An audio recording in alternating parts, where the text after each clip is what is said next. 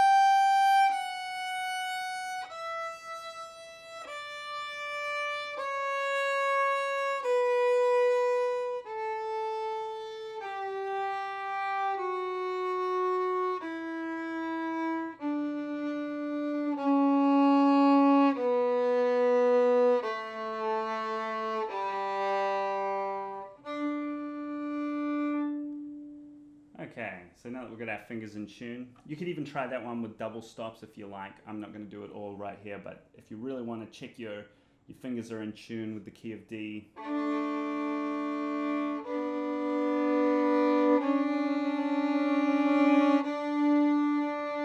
can do it with droning open strings as well.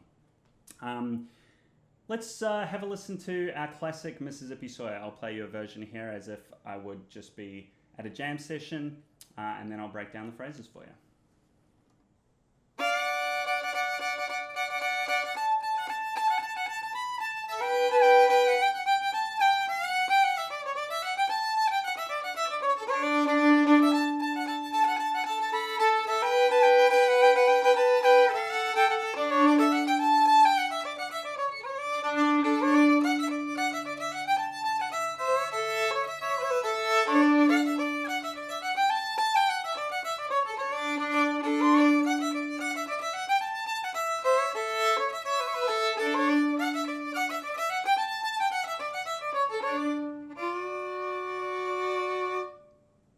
Okay, so that's our classic Mississippi Sawyer melody. Let's break it down phrase for phrase. The first phrase in the A part here, we're going to start with our third finger on the E string on the note D.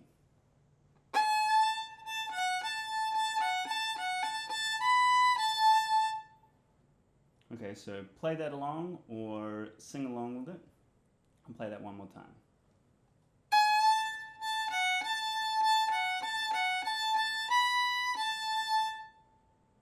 Okay, our next phrase is going to start with our second finger, close to our first on the E string.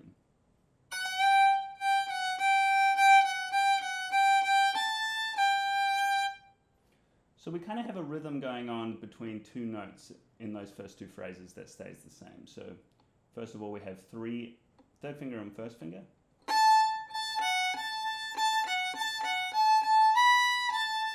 Then we have our second and first finger, and it's the same rhythm.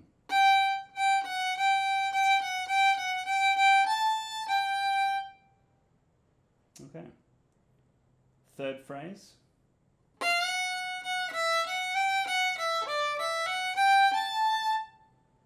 Starting on the first finger on our E string, we'll play that a little slower.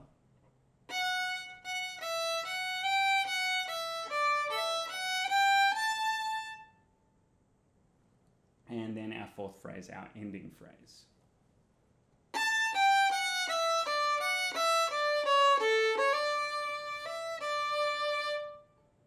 One more time on that, starting with our third finger on the E string.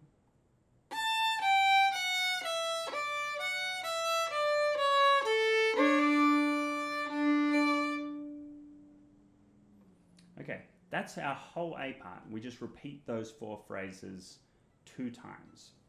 So I'm going to put them all together here, and I want you to play it along with me or sing it along with me, just to make sure that that melody is in your head. Singing along can be really helpful, I find. So if you're having trouble picking it up, I suggest singing it along and then just rewinding the tape here and then playing it along once you've got it in your head a little bit.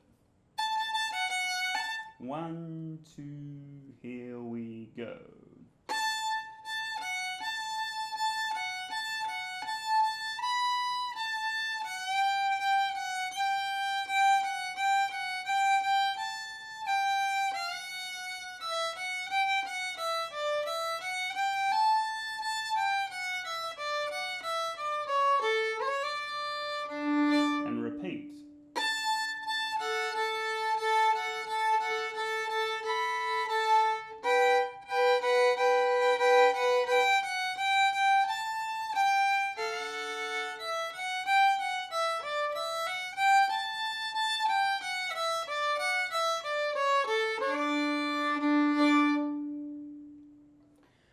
Few little bowing things that I want to talk about just before we move on from the A section. At the very end, I'm doing something that I call a scoop, and this is a little bit of a kind of classic old-time fiddle bowing move at the end of a phrase. We're going down bow, and then we're rocking from the D string over to the A string. One up bow. So that just kind of rounds out our phrase.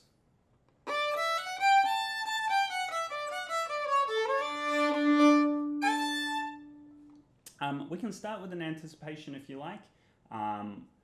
So that would be a 1, 2, 3. We can add some double stops by droning our A string and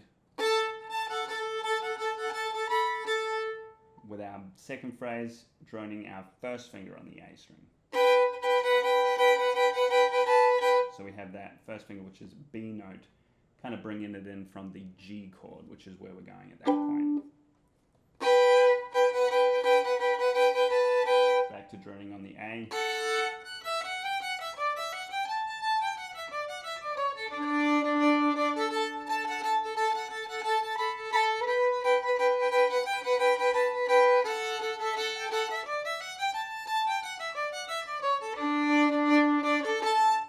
So at the end there, scoop,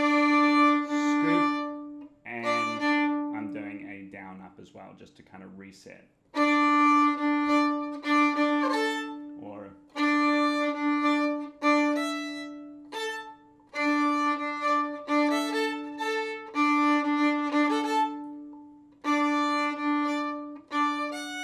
I'm actually doing that, aren't I?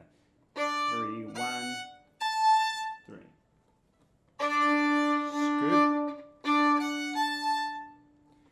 You can follow along with all of this music as well. I'll be writing out music notation that you can follow for all of these versions. So definitely check that out if you're a little lost. Or if you just want to sort of zoom in on one particular phrase. Let's have a look at our B part for the classic Mississippi Sawyer setting. Here's how the B part's going to go.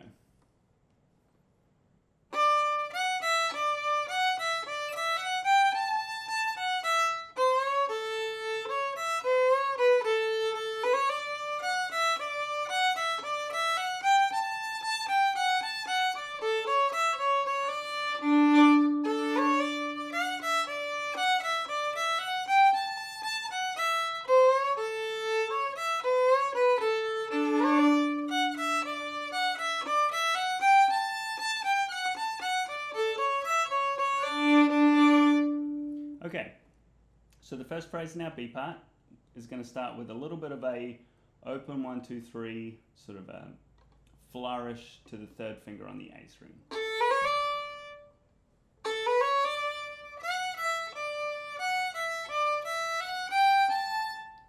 So here we have again.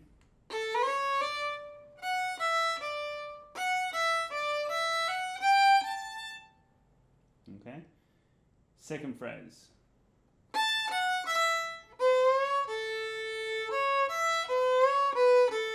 So the second phrase goes to the chord A. So we've got, and then we're going to the A. So that was the D chord. So we can kind of get a little bit bluesy on that second finger on the A string, sort of.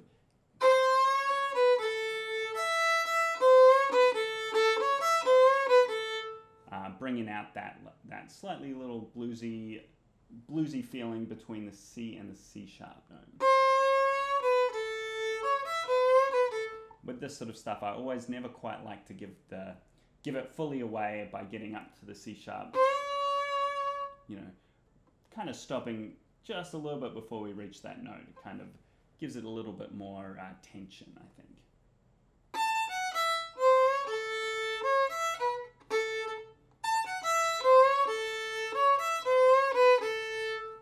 Slides. Okay, so our second phrase, starting on the third finger on the E string, slide,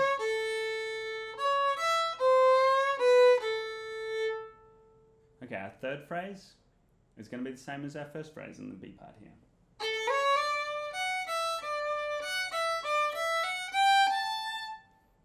And our fourth phrase, our ending phrase, I'm going to teach you a slightly different ending. We could use the same ending from the A part,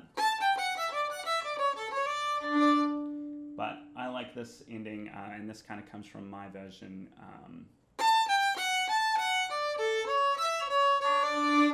So this is a bit of a ending variation, I suppose, and you can throw this in either in the A part or the B part. It's going to go like this.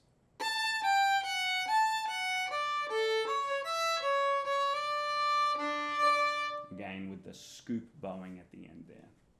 Starting on third finger on the E string. We've got that little D arpeggio that's kind of pivoting on the F sharp note, the first finger on the E string.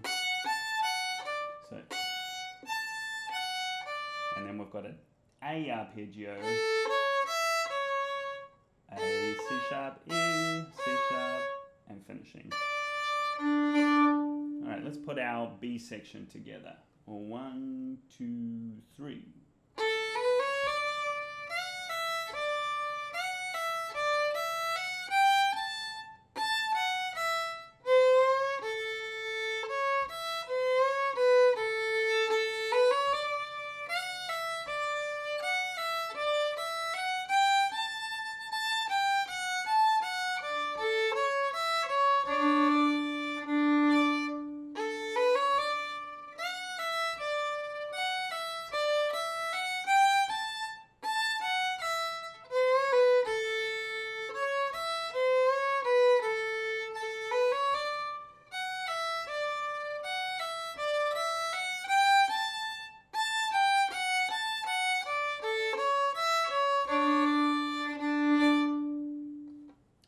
Okay, Mississippi Sawyer.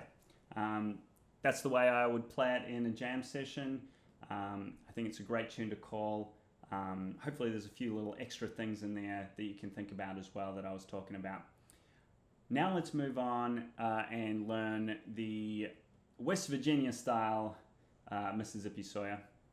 I took an A part from this great fiddler, Ernie Carpenter, who is kind of renowned for putting extra beats in all over the place, and it's something that's really fun. So there's an extra beat in this A part version. The B part that I took is from a different fiddler named Eden Hammonds, and I just really liked the way that this B part kind of included a bit of an A7, a hint at the A7 chord, which I thought was kind of surprisingly jazzy for an old-time fiddler, and definitely a unique B part because of the way that it really emphasized that G note. So I think the B part is something that you could absolutely just take straight into your Mississippi Sawyer that you're going to jam on. As a variation, you could use that as a variation. The A part, that's going to be a bit more of a specific setting that you have to make sure the people around you are going to be aware of. But it's a bit of fun if you want to try it at home or try it with your friends. So let's go over that. I'll play you the version as it is in its entirety here.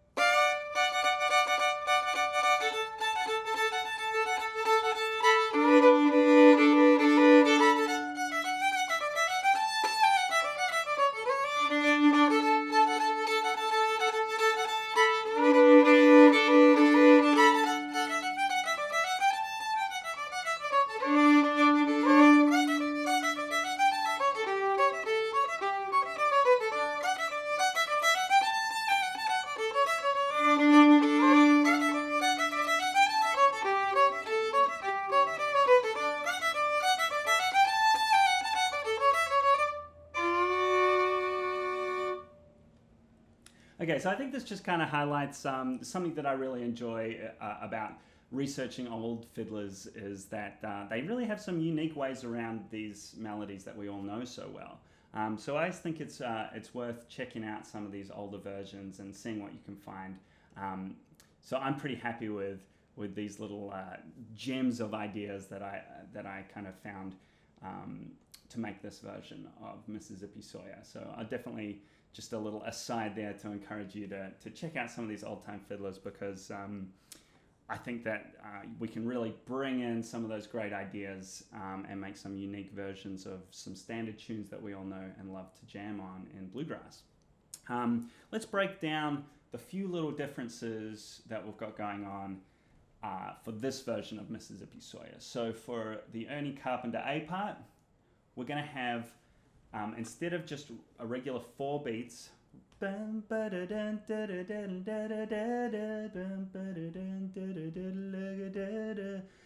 first phrase is going to have 5 beats, all right, or 5 counts, depending on how we want to sort of write it out. So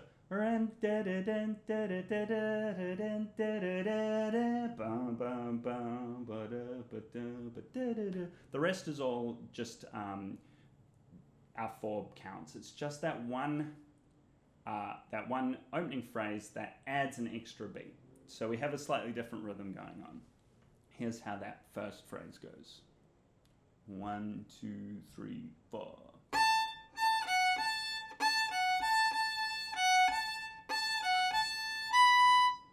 All right. Have a listen again. It's a tricky little phrase.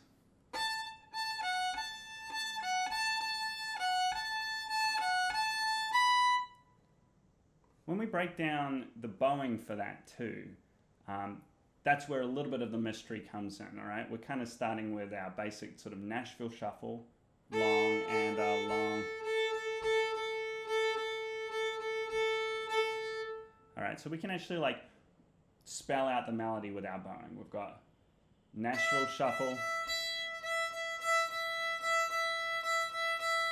So we have 2 of those Nashville Shuffles, right? Long, short, short, long, short, short. And then we have this sort of common old time bowing, which is when we group things in 3.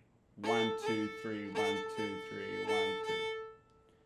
So we have 1 and a 2 and a 1, 2, 3, 1, 2, 3.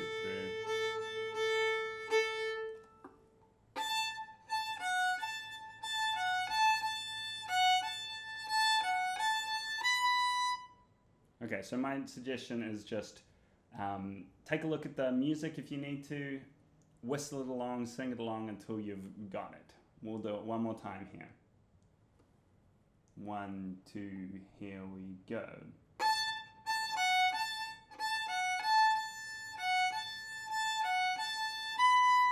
Our second phrase, instead of going down to the melody note G, we're going to go down to the note B, which is in the G chord, as we said before. It's just going to give us a slightly different melodic quality here. So it's going to sound slightly different this time.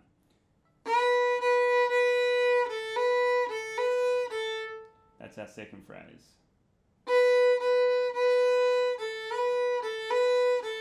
So first finger on the A string.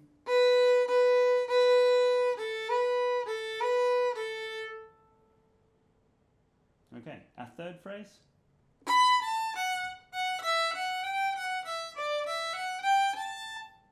Now that's pretty standard. That's pretty close to what we just do in our normal Mississippi Sawyer. We're going to start up on the 4th finger on the note B. That's a little bit different. The rest of it pretty standard. First finger.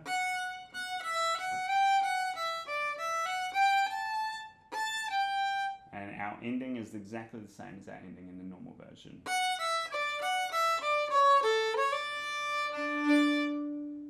Okay. Let's hear those phrases again for our A part. First phrase.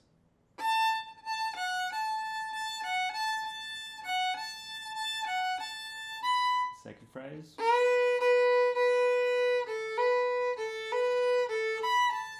Kind of including that 4-3 in that second phrase.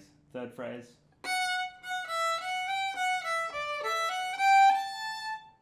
And then our last phrase.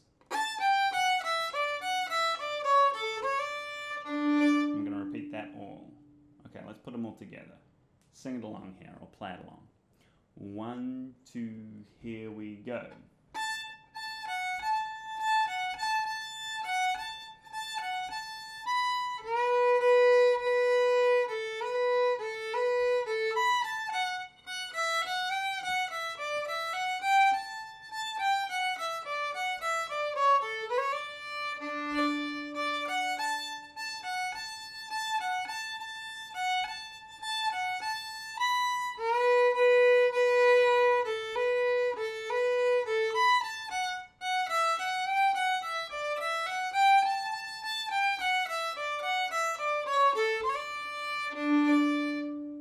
Okay, that's our A part. That's our Ernie Carpenter A part.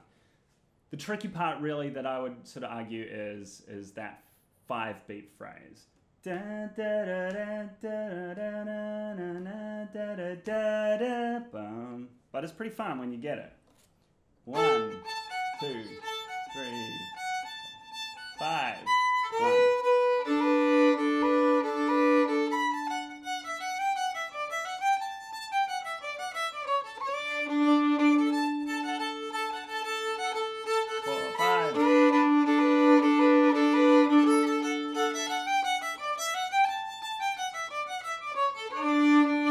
Okay, moving on to our B part. Now, our B part is completely straight. When we talk about phrase lengths, it's completely square. So we can totally just take this B part and put it into our regular Mississippi Sawyer, if you like. And that's something that I think is pretty cool. But it's a unique little way around the melody for sure. Hey everybody, thanks so much for tuning in, and I hope you're enjoying this lesson. Playing and teaching music is how I make my living. So if you're getting something out of this lesson and you want to help me out, there are a couple of ways to do that cost no money at all. Click subscribe on my YouTube channel, which is youtube.com/George Jackson Music. Follow me on Instagram or on Facebook, or sign up to my mailing list, which is at my website, georgejacksonmusic.com. If you are able to support me to continue creating lessons and music financially, you can check out my CDs, which are available at my website or my Bandcamp page, or you can sign up to my Patreon page. Starting at just $5 a month, you can support me at all sorts of different levels there. And I upload new lessons there every week for just $20. Plus, you'll get immediate access to over 45 lessons, the full backlog that I've recorded so far, and all of the lessons going forward. So there's a ton of stuff there for you. Thanks so much for your support, and let's get back to this lesson. Here's how it goes.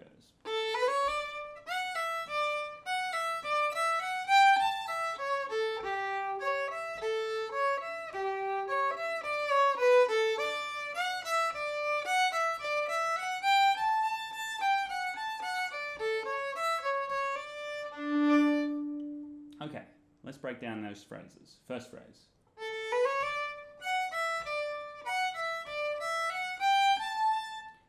Pretty standard. Pretty much exactly how I would normally play it.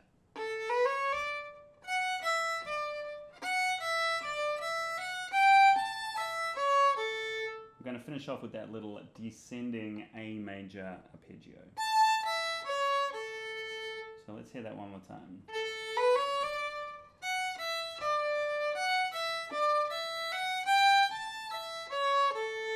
Now, second phrase, this is the cool part in my opinion.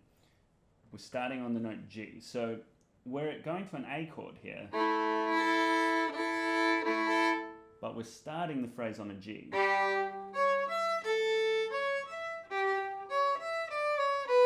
Now that's deliberately starting the phrase on the flat 7 of the chord, which I think is really cool. So that was what really drew it to me. So here's that phrase. G, C sharp, E, A, C sharp, E. So we have those two sort of partial arpeggios there. And then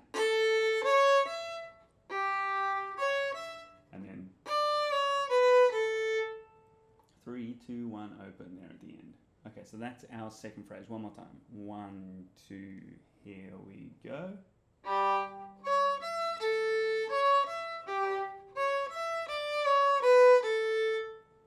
Okay, third phrase is the same as the first.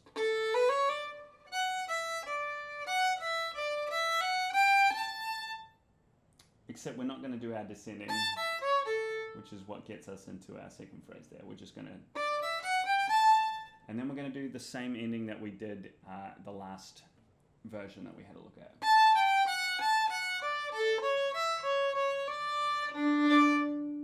Okay?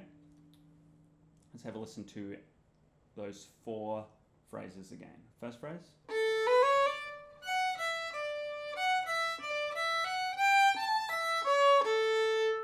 Second phrase.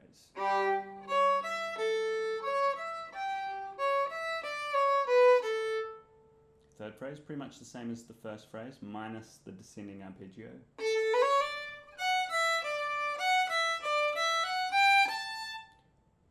ending.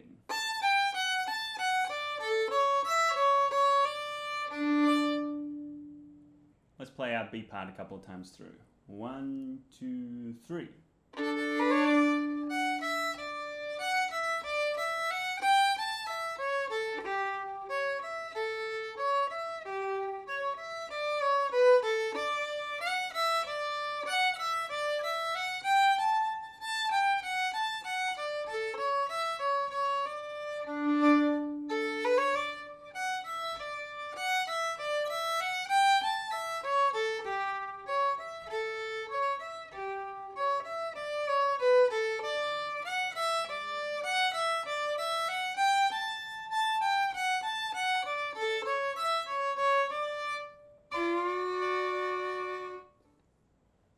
Okay, so that concludes our West Virginia inspired Mississippi Sawyer variations.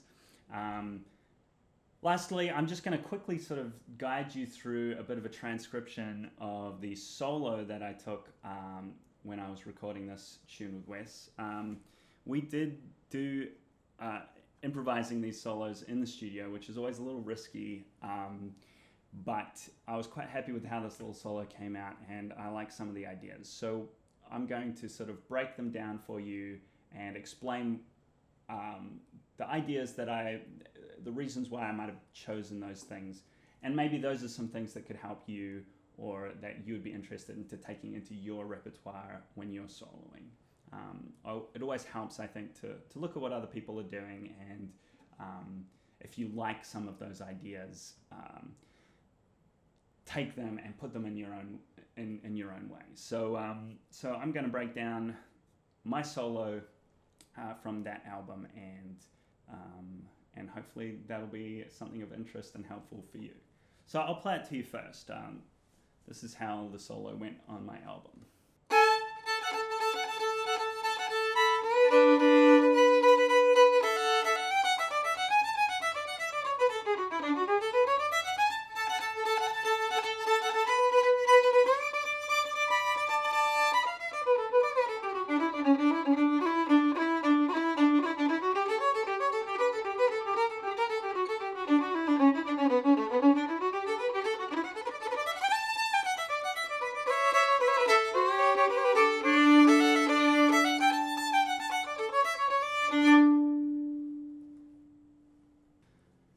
Okay, so I'm just going to sort of break down each phrase and play it to you slowly. You can follow it along with the music notation, and I'm going to sort of explain some of the ideas behind each moment.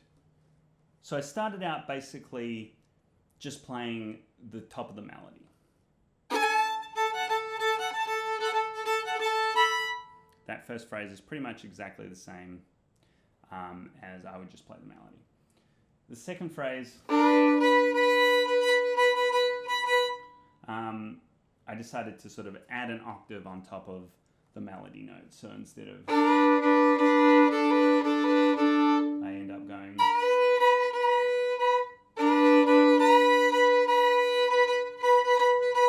and adding a little bit of a kind of Nashville Shuffle there. So first phrase.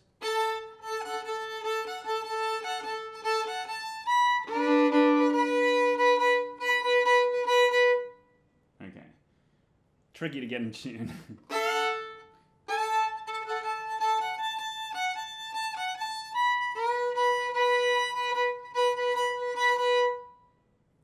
Okay, third phrase.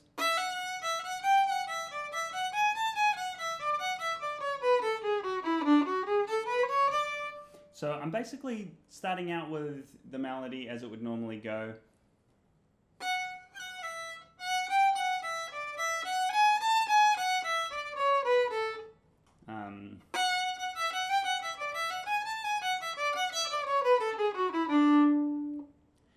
But with the lead up there, I'm using a G sharp, which is kind of a fun little note to add sometimes, I think, like using your sharp fourth as a leading note towards the fifth note.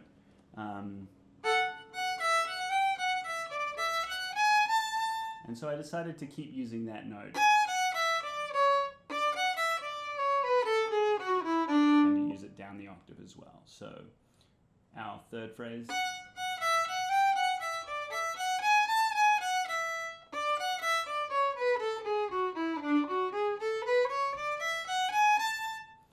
kind of that phrase kind of takes over our whole third and fourth phrase there. So one more time, a little slower.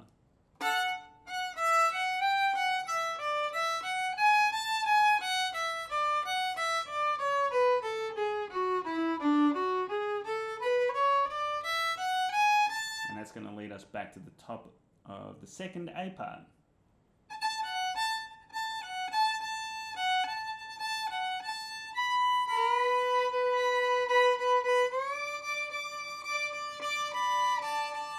So here, I decided to go with basically the same idea. Once we get to the top, I'm going back to our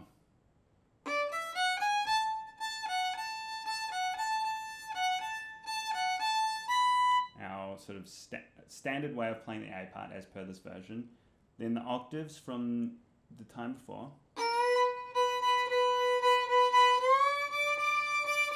And sliding them up to a D octave. So we've got third position Ds.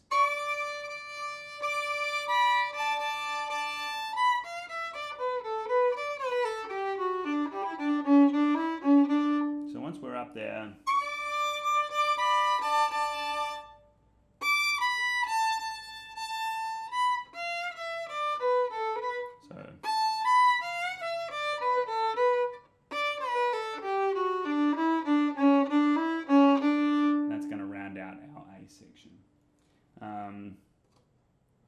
let's have a look at the whole A section thus far.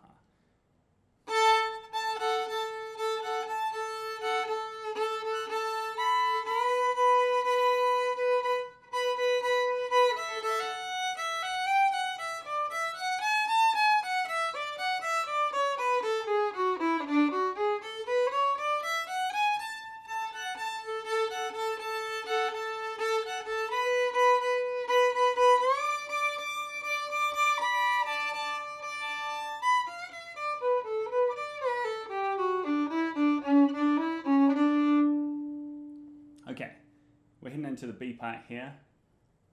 I basically take the idea of the melody of the B part, but just down an octave. So instead of, I'm starting.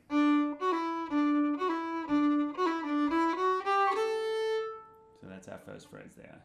Doing this sort of little pill-off thing. It's quite percussive the way it ended up coming out.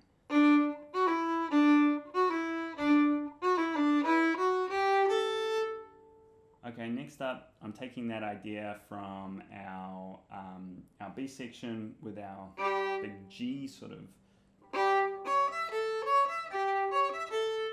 but I'm doing.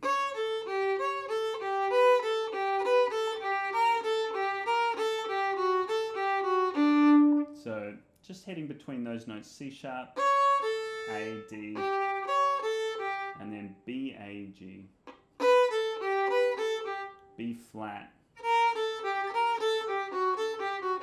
That's an interesting one. I can get away with playing a B flat over an A chord. It's kind of a little bit of a jazzy move, maybe.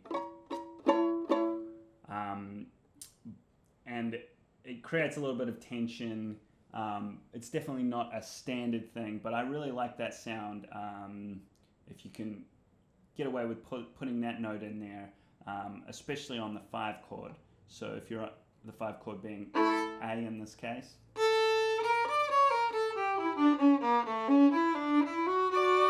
Can be a kind of pretty interesting way of creating a bit of tension.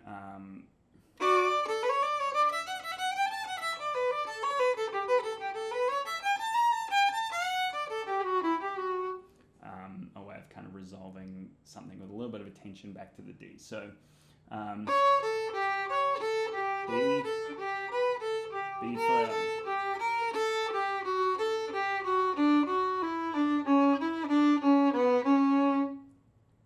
Okay.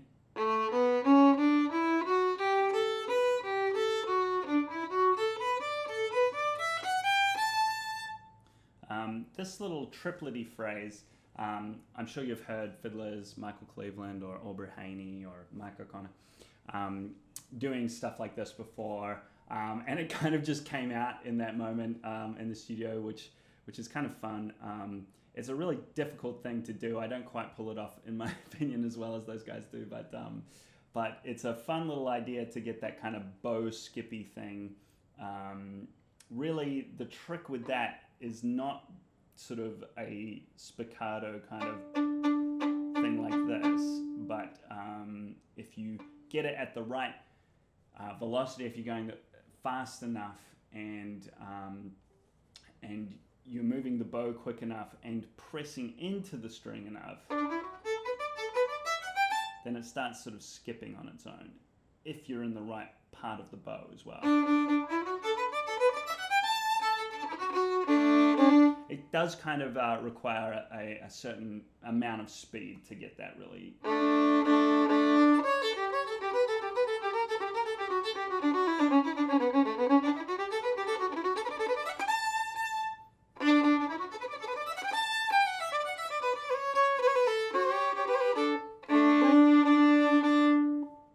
Okay, here's our B part so far.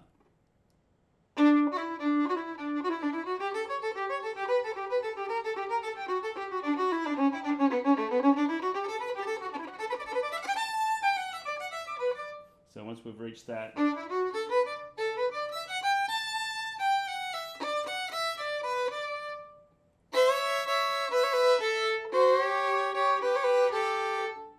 so we have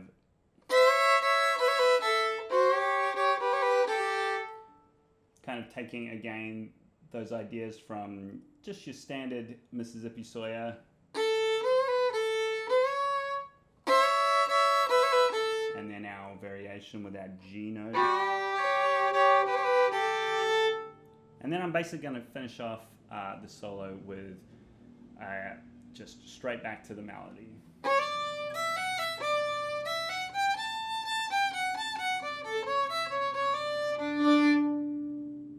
Okay, let's play through the whole melody nice and slowly, and we'll leave it there. I hope you've enjoyed this lesson. I just wanted to let you know that I teach lessons online.